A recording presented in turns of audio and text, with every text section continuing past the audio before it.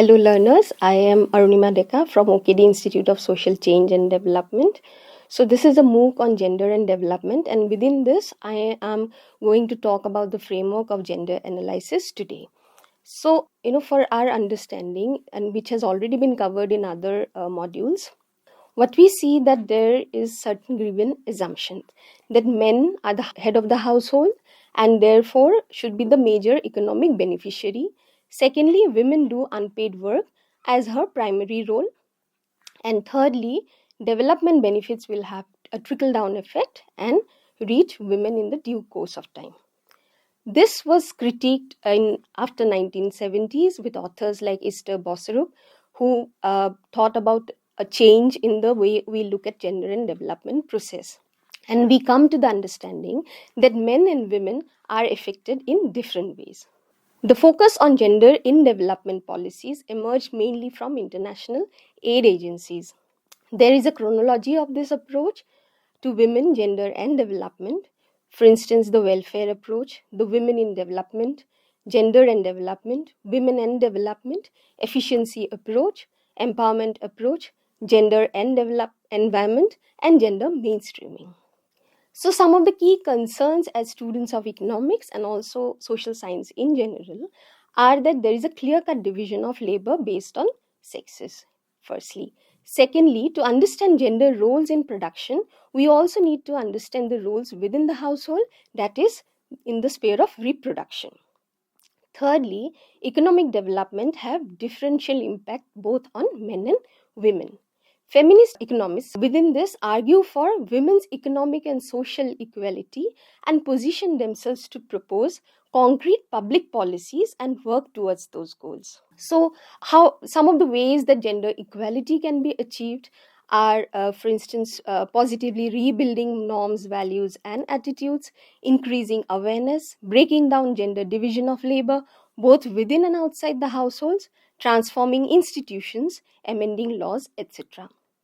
But in order to achieve this, there is a need for intervention to make women part of the development process rather than just a beneficiary. So, within this module, what we intend to learn is firstly, what is and why gender analysis? Secondly, gender analysis framework and tools. So, coming to this first objective is that of why and what is gender analysis. First of all, let us understand why gender analysis. Gender analysis is the basis of gender mainstreaming and determine what kind of methods of intervention and in which areas it would be required. Without conducting such a background exercise, it would be impossible to know areas where interventions are required.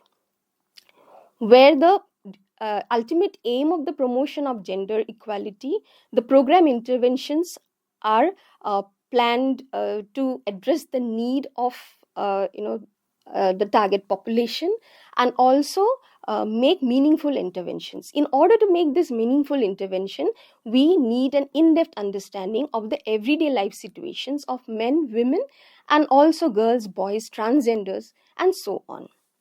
Gender analysis highlights inequalities in relationship between men and women by asking questions like who does what, who decides, who gains, and so on. Without conducting a gender analysis, it is impossible to be certain that interventions really can contribute to the promotion of gender equality. Gender analysis is an organized approach for considering gender issues through the entire process and programs of organization development. This requires sex disaggregated data and ensure that development process and programs incorporate tools, means for promoting participation of women, men, boys, and girls in the development process. It not only helps researchers, policymakers, and others to understand issues and challenges to achieving gender equality, but also frame better policy, ensure its proper implementation, and also monitoring. We shall now discuss some of the frameworks used to understand the relation between gender and development.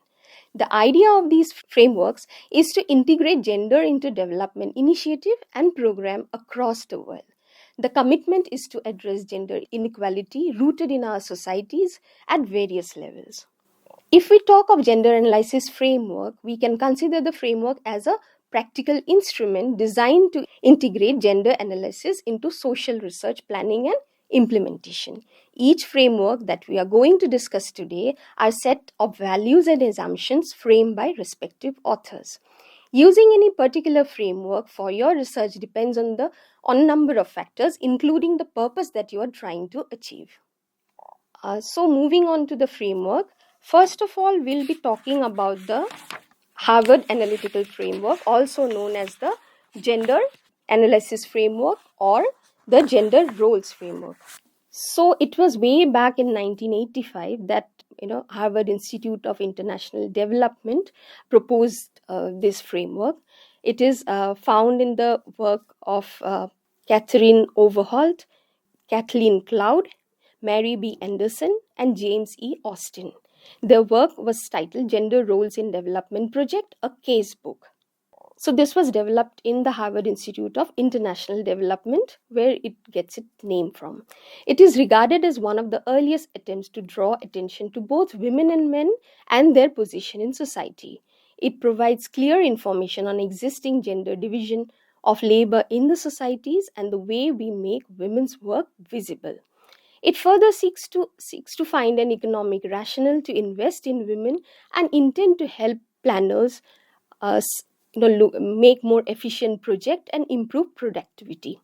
The framework consists of a matrix for collecting data and at the micro, that is the community and the household level, and has interrelated components to understand who does what, access to and control over resources, and so on. So you may look at the slide for the reference. The framework is often in the form of a grid or a matrix for data collection at the household and community level, as already pointed out. It has four main components. Harvard tool number 1, which is an activity profiling. If you look at the slide, you'll be able to see some kind of representation of this framework. In it, two major activities are accounted for, that is the productive, indicating income generation, employment, and reproductive activities, including a collection of water, fuel, food preparation, health services, cleaning, childcare, all within the household. The second tool is about access and control profile. Resources like land, labor, cash, education, training, and benefits include asset ownership, political power, income, etc., and also who has access and control over. This is the main aim of this tool, is to know who has access to and who has control over this. The third tool talks of influencing factors that shape gender relations in any given society, including community norms and social hierarchy, demographic factors, economic and political factors, institutional structures, etc. This tool helps in identifying external constraints and opportunities which need to be considered while planning any intervention. Harvard tool number 4 is a detailed checklist. You can see the slide. 4 main stages in a project cycle, that is at the level of identification, designing, implementation, and evaluation. And what they tend to do, this tool does, is to assess women's need, impact on women's activities, access and control, organizational structures, finance, logistics, and also data collection and analysis. So if we try to contextualize this framework in case of Assam or India, we can see that the state livelihood mission, which has been going on in most of the states in India, including in Assam, is we can use this framework probably to see how well these missions, Assam State Livelihood Mission, for example, is geared to achieve equality and women empowerment. So some of the critique of this framework, just to briefly point out, is that it has been pointed out that it best suits to address issues of poverty reduction, ensuring sustainable livelihood, etc. However, overemphasis on efficiency, giving little importance to changing gender inequalities entrenched in societies. It gives little, emphasis on that. It is also often critiqued for not giving importance to concerns like equity, class, power relations, etc. Also looking into the variable of time that is being missing from the framework. Now we move to Gender Planning Framework by Caroline Moser. Caroline Moser's framework challenged the women in development approach and argued for an integrated gender planning perspective to fully understand the power relation between men and women.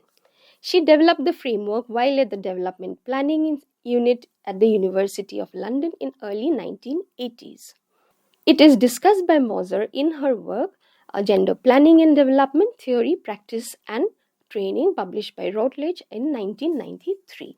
The goal of this framework is to set up gender planning with distinct goals of women emancipation, to free women from subordination, and also allow them to achieve the three goals of equality, equity, and empowerment.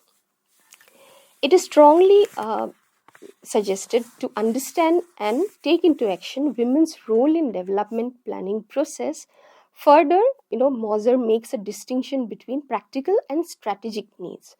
Moser aimed to distinguish gender planning from traditional planning methods in several ways. First, she argues that gender planning is both political and technical in nature. Second, she points out that it assumes conflict in a planning process. Third, it involves transformatory process. And fourth, it characterizes planning as a debate. At the core of Moser's framework is three key concepts. First of all, women's triple role. Secondly, practical and strategic gender needs. And thirdly, the categories of women in development and gender in development policy approach. It consists of 6 tools and aims to promote guidance on gender planning. The tool number 1, you can also look into the slide for this. Tool number 1 is identification of gender roles, who does what. She identifies reproductive, productive, and community work as the triple role for women, mostly in the low income countries. Men, in contrast, undertake only the productive and the community roles. Here too there is a distinction. Women primarily takes part in the community managing activities for common use. For instance, fetching water to a family which probably where women members have fallen sick or any are engaged in any other activity. But men, on the other hand, is found to undertake community politics and be more into the formal politics. Tool number 2 is gender need assessment, where she explains women's interest as separate from men. These are very particular needs attributed to a subordinated position of women in society.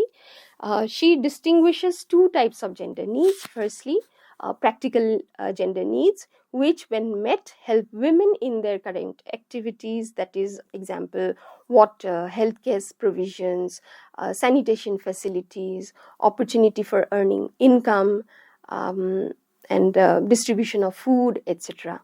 Secondly, strategic gender needs, when met, are aimed at transforming existing imbalances in the society between men and women.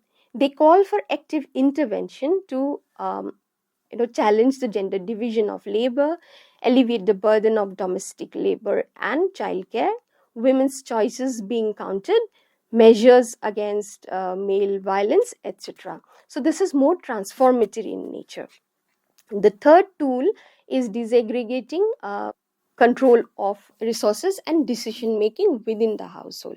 To understand who has the control over resources, this is very important in given the context in any society that we are studying or looking at within the household, and also the power of decision making, who ultimately yields the power of decision making both within and also outside the household.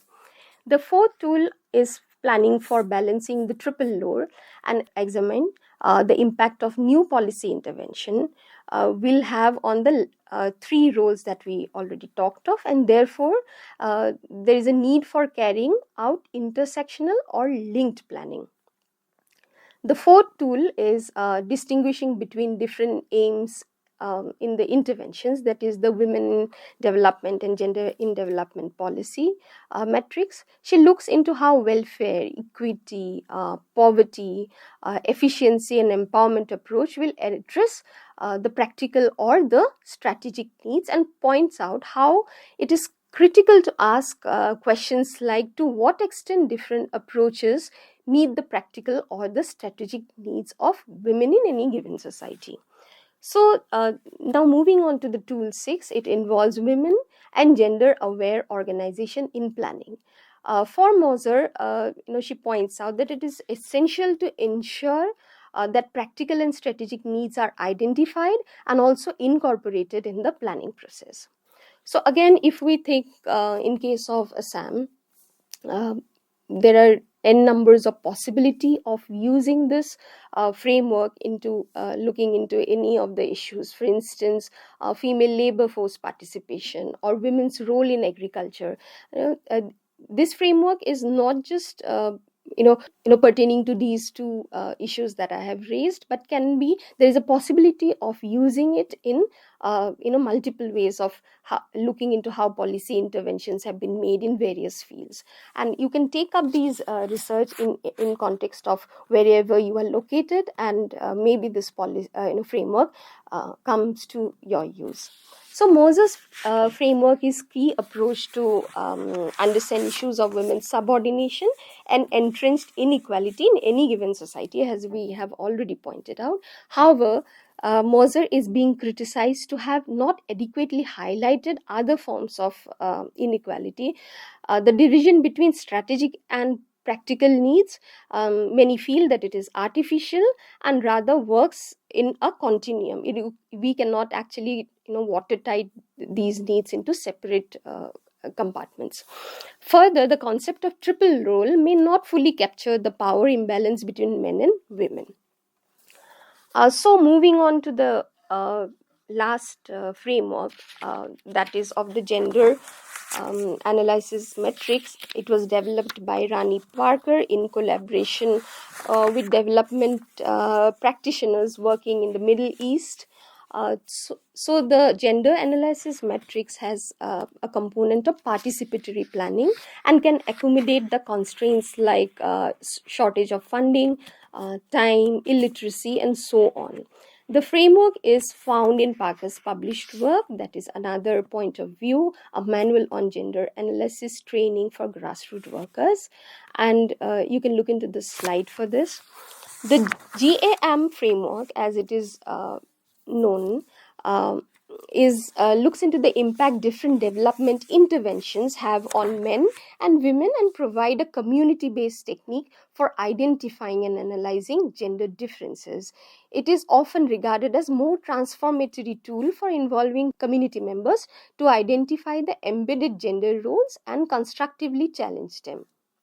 So as we see that this framework talks of the following three principles. First of all, it requires knowledge for gender analysis exists amongst the people whose lives are the subject of analysis. So it is more participatory in nature. Secondly, gender analysis does not require technical expertise of those outside the community, except that Parker proposes the role of a facilitator who will be working in the community for a few years maybe, and then build up their confidence and train them on ways to handle these projects or interventions on their own. Thirdly, gender analysis cannot be carried out unless done by people themselves. So the GEM tool number 1 is analysis at 4 levels of society. You can also look into the slide here. Firstly, women, men, household, and community, and other levels based on the project goals can be addressed, like can be added to it, like for instance age group or class or ethnic groups, etc. The GAM tool number 2 is the analysis of 4 kind of impacts and look into areas of labor, time, resources, and socio-cultural factors. So the GAM framework to be used with groups of community members with equal representation of both men and women, but to be facilitated by a development worker, as we have already pointed out. So here we see that within this, you can see that in the slide that there are certain signs, the plus sign or the minus sign or the question mark that has been added. It indicates how well these factors or indicators are able to achieve the project goals. Okay. Moving on to the last part, gender analysis metrics is useful as a participatory planning tool with a transformatory aim, designed by taking particular needs of community where intervention is aimed at. It also fosters bottom up approach through participation of community members.